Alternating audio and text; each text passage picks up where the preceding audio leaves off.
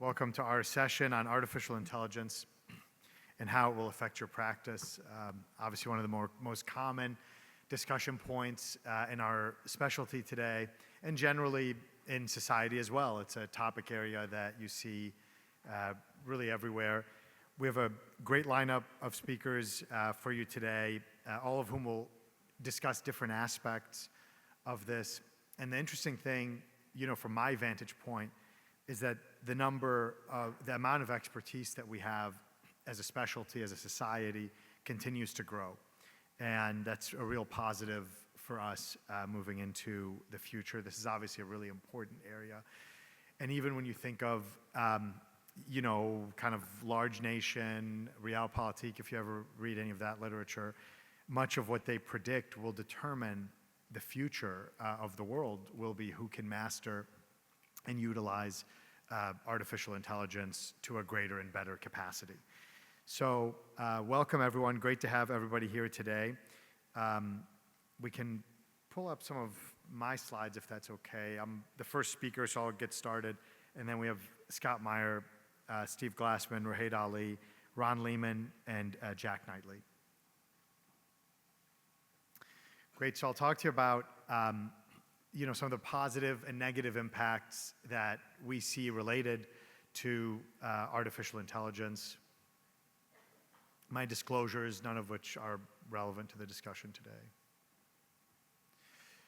And so obviously, artificial intelligence, at its most basic crux and fundamental point, is the process of predicting from past experience the future, right? And predicting the future is a big deal. I mean, think about that in literature, think about that in film, in any number of modalities. Predicting the future is not an easy thing. Historically, there would be a sage, or there would be, someone who could help, a fortune teller, someone who could help. And so artificial intelligence is leveraging data to be able to do that, something that all of us would love to do. And of course, it's not leveraging it in our specialty for random effect. It's leveraging to improve patient clinical, and for us as surgeons, surgical outcomes. In spine surgery, there's a number of modalities where artificial intelligence could play a big role. Patient classification, radiological grading. We were discussing this. What we do, there's pattern recognition to what we do as spine surgeons, neurosurgeons and orthopedic surgeons, but it isn't just pattern recognition. There's much more beyond that. Where there are some specialties of medicine that are much more driven by pattern recognition, radiology, pathology, and those are going to be the first to utilize artificial intelligence tools, but also potentially the first to be replaced by them, the first whose jobs can be automated, made more efficient, but at the end of the day, we might not need as many people in those roles, and that's a scary thing to think about. I think we have a ways to go, just given what we do, but you see that coming in many different ways. And then obviously identification of surgical candidates, surgical decision-making, post-operative outcomes.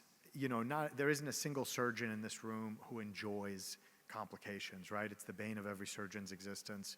And so if you could predict, right? And sometimes you do. Sometimes you think of the last patient that you had when you see a certain patient, but if you had the predictability, how you would adjust your approach, whether you do the surgery or not, a number of things that you could think through.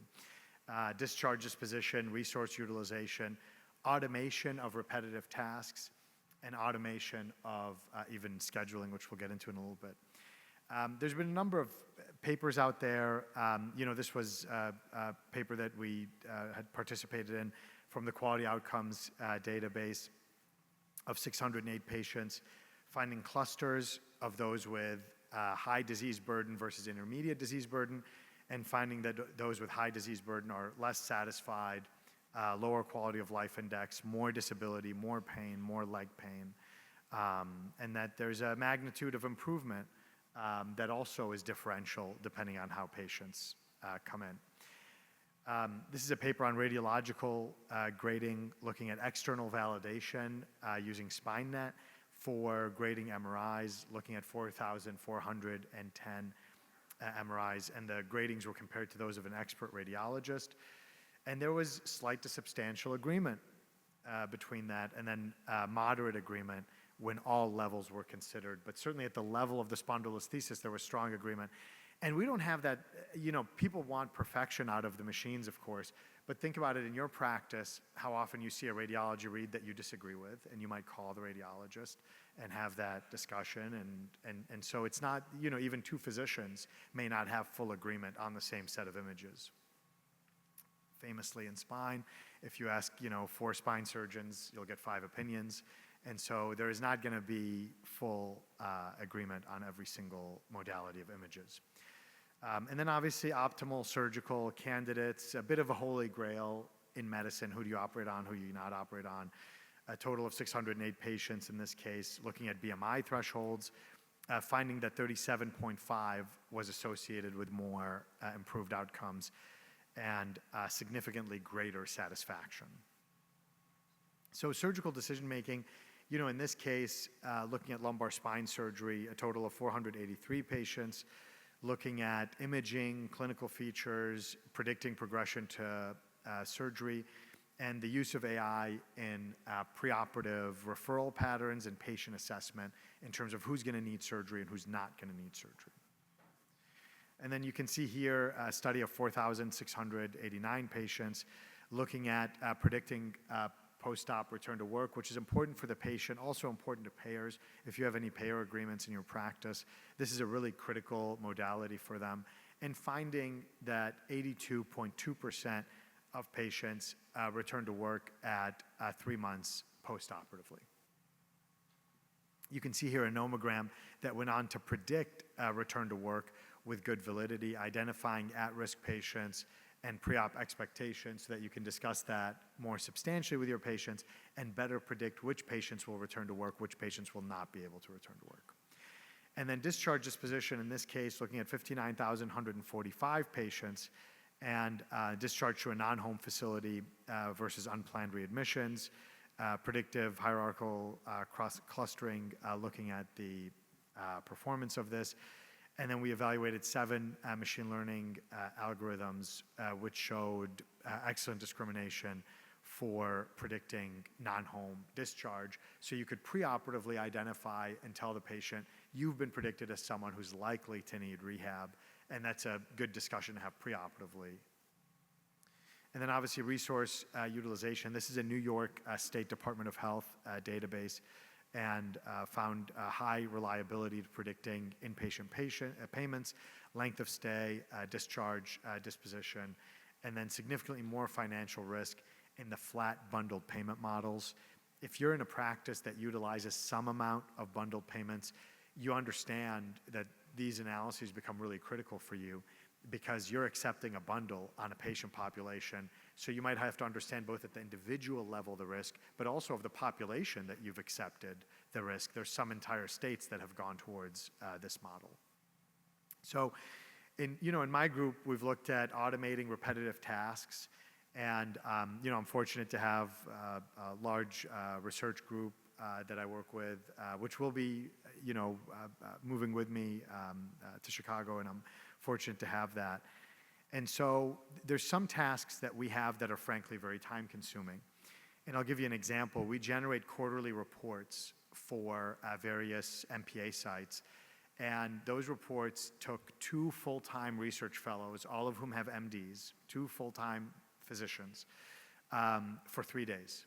So 6 days of physician time to generate a single report. And you have to create, in the case of tumor, 14 of these. In the case of radiosurgery, 15 of these. So you can imagine how time-consuming this is. So are there things that we could do to fix that? And I want to play this video. So you're going to see end-to-end how a report is generated now. This is, 4 or 5 months in the making. There you go. There's your report. Full report, provides all the information. Somebody obviously looks over it and checks it, but that was, a minute and a half, 90 seconds, what used to take 2 physicians a total of 6 days to do, now is done in 90 seconds. And so, can I fire half the team?